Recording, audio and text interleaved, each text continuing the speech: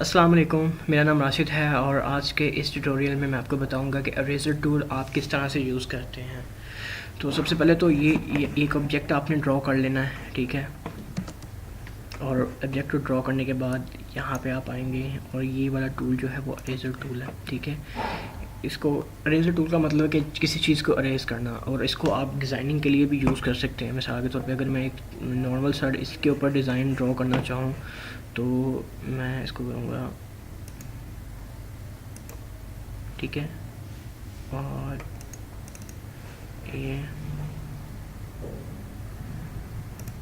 और अगर मैं यहाँ पे एक क्लिक करूँगा और उसके बाद इसको इस तरह से ड्रैग कर दूँगा, ठीक है। और ये इस तरह से ये बन जाएगा। उसके अलावा ये है कि यहाँ से आप इसका साइज़ भी इंक्रीज़ कर सकते हैं, ठीक है। इसको रेक्टेंगुलर बना सकते हैं, ठीक है। इसको सर्कल में कन्वर्ट कर सकते हैं, ठीक है। इस तरह से आप इस टूल को जो है वो यूज़ कर सकते हो, ठीक है, इरेज़र टूल को।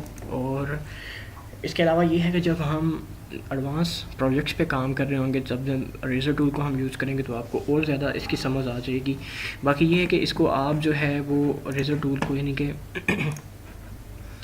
सर्कल, रेक्टेंगुलर, ठीक है, एक जगह। और अगर मैं इसको आप इस तरह से यूज़ कर सकते हैं, ठीक है। क्लिक करके मैं इसको इस तरह से ड्रैग कर सकता हूँ, ठीक है। ये सिंगल मैं कर सकता हूँ, ठीक है,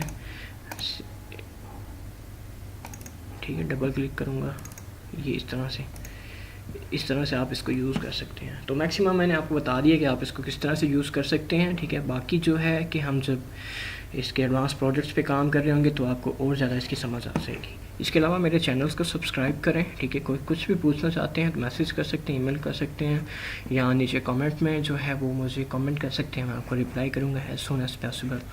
सो आज के लिए इतना ही है, ठीक है। नेक्स्ट हम इससे आके बात करेंगे। शुक्रिया आपके टाइम का।